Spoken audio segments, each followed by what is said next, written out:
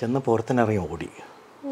ഇവൻ പറയും, നീ ഇതായിരുന്നല്ലോ പണിയെന്നും പറഞ്ഞ് എന്നെ വിളിക്കുന്നുണ്ട്. സാറേ ഓടി പോയോ എന്ന് പറയുന്നുണ്ട്. ഞങ്ങൾ ചെല്ലുമ്പോൾ കാണുന്നത് ഇവൻ കമ്പിയും പിടിച്ചുകൊണ്ട് ഇങ്ങനെ കുത്തിപ്പൊളിക്കുന്ന കാണുന്നു.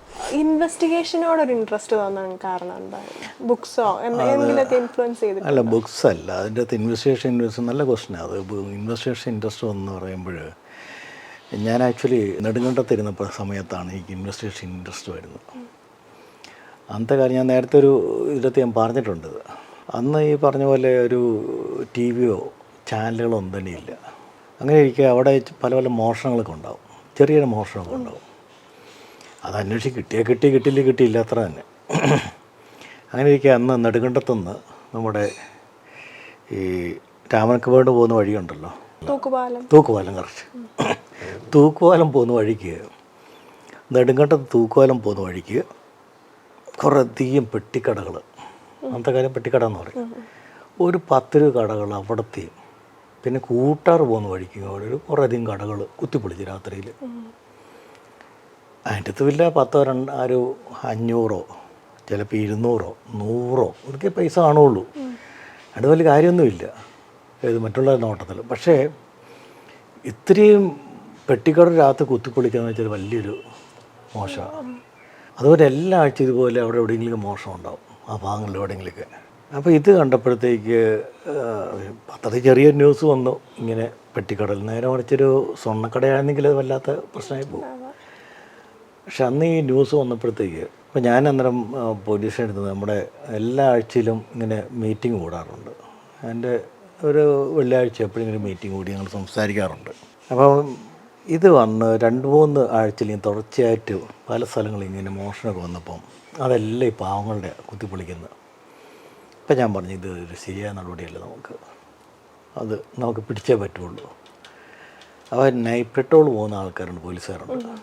അപ്പം അവിടെ 2 തിയേറ്റർ, ഒന്ന് നമുക്ക് ഉടുമ്പൻചോലിക്ക് വരുന്ന വഴിക്കൊരു തിയേറ്ററുണ്ട്, പിന്നെ ടൗണിൽ തന്നെ മറ്റൊരു തിയേറ്ററുണ്ട്.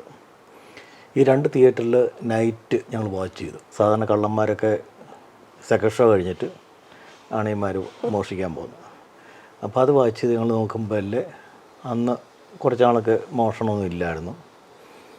പിന്നെ ഇത് തന്നെ ആവർത്തിക്കുക. അപ്പോൾ ഒരു ദിവസം ഞങ്ങൾ പറഞ്ഞു അന്നേരം ഞങ്ങൾക്ക് ഈ പാർട്ട് 1 പാർട്ട് 3 എന്ന് പറഞ്ഞ് കുറേ ഈ ബുക്കുകൾ രേഖപ്പെടുത്താനുണ്ട്. അപ്പോൾ അതിൻ്റെ അകത്ത് ഈ ടൈം രേഖപ്പെടുത്തി ഫുൾ മൂൺ ഡേറ്റ് എന്നൊക്കെ പറഞ്ഞൊരു സിസ്റ്റമൊക്കെ ഉണ്ട്. അത് പണ്ട് ബ്രിട്ടീഷുകാരുണ്ടാക്കിയൊരു കാര്യമാണ്. ഇതൊക്കെ നോക്കി ഒരു പർട്ടിക്കുലർ ടൈമിലാണ് ഈ സംഭവം നടക്കുന്നതൊക്കെ. ആഴ്ച നോക്കി, ഇപ്പോൾ സമയം നോക്കി, അപ്പോൾ ഒരു ദിവസം ഒരു പർട്ടിക്കുലർ ഡേ ആണ്. ഞാൻ പറയും നമുക്ക് ഇന്നൊരു കാര്യം ചെയ്യുന്ന, നമുക്ക് രാത്രി പോകണമെന്നും പറഞ്ഞ് ഞാനുണ്ട്, 2 പോലീസ് ഉദ്യോഗസ്ഥരുണ്ട്. ഒന്നൊരു പേരെനിക്ക് ഞാൻ വിട്ടുപോയി, 2 കൊച്ചു പിള്ളേരാണ്. അപ്പം ഞാൻ ഇവരോട് പറഞ്ഞു നമുക്കൊന്ന് പോകണം. അപ്പോൾ രാത്രി ഞാനും തന്നെ വണ്ടി ഓടിക്കുന്നു. അന്ന് ഡ്രൈവർ കട്ടപ്പനയിലുള്ള സുരേന്ദ്രൻ എന്നയാളാണ്, കട്ടപ്പനക്കാരനാണ്. സുരേന്ദ്രൻ സന്ധ്യയാകുമ്പോൾ വീട്ടിൽ പോകും. വീട്ടിൽ പോകുന്ന അത് ഞാൻ പറഞ്ഞു വീട്ടിൽ പോയിക്കോളാൻ പറഞ്ഞു. സുരേന്ദ്രന് അന്ന് വീട്ടിൽ പോകേണ്ട കാര്യമുണ്ട്. അന്ന് ഞങ്ങൾ വണ്ടി എടുത്തുകൊണ്ട് ഓടിക്കുക. അന്ന് ഞങ്ങൾ തീരുമാനിച്ച കാര്യം ആരും പറഞ്ഞു തന്നിട്ടല്ല. അത് ട്രെയിനിങ് സമയത്ത് തൃശ്ശൂർ ഞാൻ ടൗൺ ഈസ്റ്റ് നിന്നപ്പോഴാണ് ട്രെയിനിങ് കിട്ടുന്നത്. അന്ന് ഞാനവിടെ ഒരു സുബ്രഹ്മണ്യം എന്ന് പറഞ്ഞൊരു ഉണ്ട്. ഞാനും കൂടി ഒരുമിച്ച് നൈറ്റ് പെട്രോൾ പോകുമായിരുന്നു. അപ്പോൾ അദ്ദേഹം വളരെ മിടുക്കനായിരുന്നു. അപ്പോൾ അദ്ദേഹം ഞാനും കൂടെ പുള്ളിക്കാരൻ വണ്ടി ഓടിക്കും, ഞാനന്നേരം സൈഡിലിരിക്കും. ഒരു സ്ഥലത്തിൽ ഞങ്ങൾ കുറച്ച് മാറിയിടും. ഞങ്ങൾ ഇറങ്ങി വണ്ടി കയറ്റി പോകും. എന്നിട്ട് കറങ്ങി അടിച്ച് തിരിച്ച് വന്ന് വണ്ടി കയറി. ഇങ്ങനെ അദ്ദേഹം പക്ക ഒരു പോലീസ് ഓഫീസറായിരുന്നു. അപ്പോൾ അദ്ദേഹം ചെയ്ത് കണ്ടുകൊണ്ട് ഞാൻ സത്യം പറഞ്ഞാൽ ചെയ്തത്. അപ്പോൾ ഞാൻ പറഞ്ഞൊരു കാര്യം ഞാൻ താഴെ ഇടാമെന്ന് പറഞ്ഞാൽ ഈ കല്ലാടാൻ കഴിഞ്ഞ് കയറി ഇങ്ങ് വരുമ്പോൾ കട്ടപ്പനയ്ക്ക് പോകുന്ന വഴിക്ക് എഴുമയിൽ പോകുന്ന ജംഗ്ഷനുണ്ട്. അവിടെ ആ ജംഗ്ഷൻ താഴെ ഞാൻ വണ്ടി ഇട്ട് ഞാൻ നമുക്ക് നടന്ന് മതിയെ പോകാമെന്ന് പറഞ്ഞിട്ട്, അന്ന് പെട്രോൾ വണ്ടിയാണ് അന്ന് അവിടെ, വലിയ സൗണ്ടൊന്നുമില്ല. അങ്ങനെ അവിടെ വണ്ടിയിട്ട് ഞാനും 2 പോലീസുകാരോടെ ഇറങ്ങിപ്പതി നടക്കുക. എനിക്ക് ഒരു പ്രതീക്ഷയില്ല, ഞങ്ങൾക്ക് 3 പ്രതീക്ഷയില്ല. ഞാൻ പറയും ആരെയും കൊണ്ട് പിടിച്ചോളണം, അവരെയൊക്കെ ചെക്ക് ചെയ്തിട്ട് വിടാവൂ നമ്മളെന്നൊക്കെ പറഞ്ഞ് ഞങ്ങൾ പോവുക. നടന്ന് കയറി അവിടെ ചെന്ന് ഓരോ കടകൾ ഞാനിങ്ങനെ നോക്കി നിന്നപ്പം മുന്നേ എന്ന പോലീസുകാരൻ എന്നോട് പറഞ്ഞു, സാറേ ഓടി പോയോ എന്ന് പറഞ്ഞു. ഓടിപ്പോയെന്ന് പറയും. ഞാൻ ഓടിച്ചെന്നു, എൻ്റെ കൂടെ മറ്റു പോലീസ് ഉദ്യോഗസ്ഥൻ ഓടിച്ചെന്നു. ചെന്ന് പുറത്തിനിറങ്ങി ഓടി. ഇവൻ പറയും, നീ ഇതായിരുന്നല്ലോ പണിയെന്നും പറഞ്ഞ് എന്നെ വിളിക്കുന്നുണ്ട്. സാറേ ഓടിപ്പോയോ എന്ന് പറയുന്നുണ്ട്. ഞങ്ങൾ ചെല്ലുമ്പോൾ കാണുന്നത് ഇവൻ കമ്പിയും പിടിച്ചുകൊണ്ട് ഇങ്ങനെ കുത്തിപ്പൊളിക്കുന്ന കാണുന്നു. കുത്തിപ്പൊളിച്ചിങ്ങനെ പൊളിച്ച് പകുതി വെച്ചിരിക്കുക. ഇവനെ പെട്ടെന്ന് തന്നെ പിടിച്ചു കഴിഞ്ഞ് നോക്കുമ്പോൾ മറ്റിറങ്ങി ഓടി. അപ്പോൾ അത് കഴിഞ്ഞിട്ട് ഞങ്ങൾ നോക്കുമ്പോൾ അടുത്ത 2-3 കട പൊളിച്ചിട്ടുണ്ട്. അപ്പോൾ ഇവൻ്റെ സാധനം എല്ലാം കിട്ടി, പൈസ എല്ലാം കിട്ടി.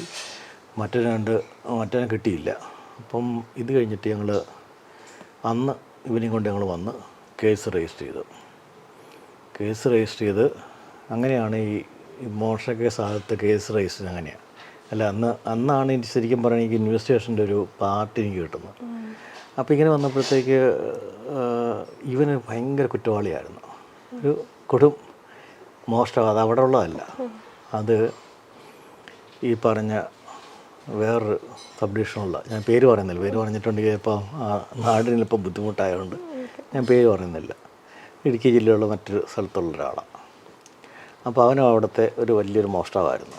അവൻ ജയിലിൽ നിന്ന് ഇറങ്ങിയിട്ട് വന്നാണ്. പിന്നീട് അന്വേഷിച്ചു, ഇവന് 10 കേസുണ്ട് ഇവന്, അങ്ങനത്തെ ഒരുത്തനാണ്. അപ്പോൾ അവൻ്റെ ഈ അന്വേഷണം, അവനെ പിടിച്ചതൊക്കെയാണ് എനിക്ക് ഒരു വല്ലാത്ത ഇതായിട്ട് വന്നത്. കഴിഞ്ഞ് മോഷണ കേസ് കൊണ്ട് എല്ലാം പിടിക്കാൻ ശ്രമിക്കും.